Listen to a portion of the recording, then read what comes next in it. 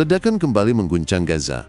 Pada Jumat, sedikitnya 16 warga Palestina tewas dan puluhan lainnya luka-luka akibat serangan Israel. Di selatan daerah Kantong, rumah sakit dipenuhi korban dengan luka tembak, sementara di kota Gaza, jantung perkotaan yang kini hampir runtuh.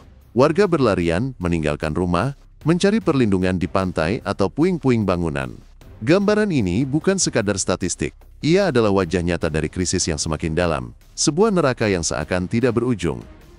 Israel menggambarkan kota Gaza sebagai benteng terakhir Hamas. Dengan alasan itu, militer bersiap merebut wilayah padat penduduk tersebut, meski peringatan internasional sudah berulang kali disuarakan.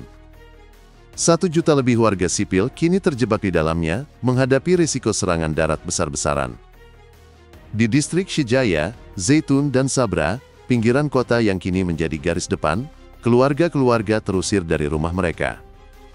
Barang-barang dibawa seadanya, kasur tipis, ember plastik, tas berisi pakaian. Banyak yang berjalan menuju pantai, berharap bisa bertahan hidup di ruang terbuka, jauh dari bom, meski mereka sadar tak ada tempat yang benar-benar aman. Hanya dalam 24 jam, 71 nyawa melayang. Angka itu terdengar dingin, tetapi di baliknya ada wajah, ada nama, ada keluarga yang terputus. Statistik berubah menjadi kisah pilu yang tak pernah berhenti.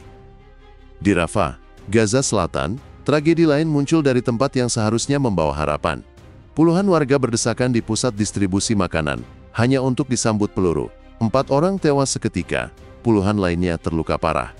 Di rumah sakit lapangan Palang Merah, pasien tiba dengan luka tembak di dada, punggung, dan kepala. Juru bicara Palang Merah mengatakan, sejak fasilitas itu beroperasi pada akhir Mei, lebih dari 5.000 orang sudah dirawat karena luka akibat senjata. Bukannya menjadi pintu keluar dari penderitaan, antrean bantuan kini berubah menjadi ladang maut. Seolah-olah bahkan kebutuhan paling mendasar, sepotong roti, sekantong tepung, harus ditebus dengan darah.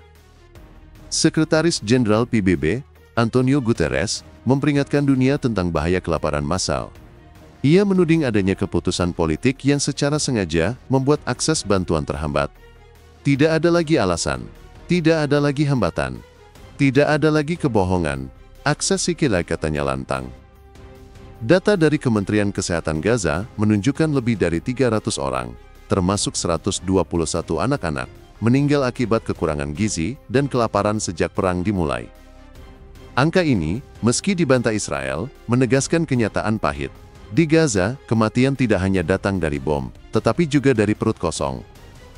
Israel menolak tuduhan bahwa mereka membiarkan Gaza kelaparan.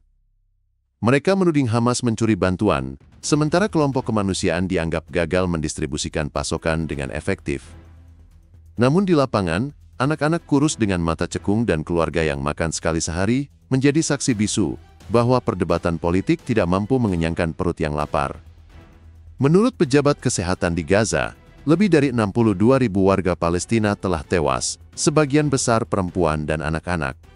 Rumah sakit kewalahan, infrastruktur luluh lantak, dan hampir 2 juta orang kini terusir dari rumah mereka.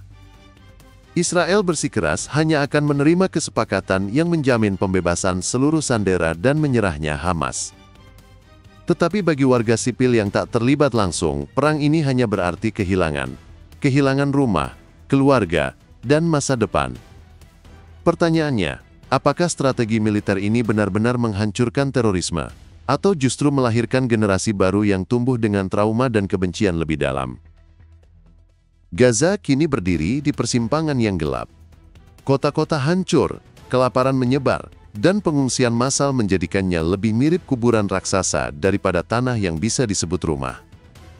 Dan sementara suara ledakan terus membelah langit, dunia masih berkutat dalam diplomasi yang lamban dan saling tuding. Mungkin inilah pertanyaan yang seharusnya kita renungkan. Apakah diamnya dunia berarti persetujuan atas penderitaan ini? Ataukah itu tanda bahwa nurani kemanusiaan kita telah mati suri?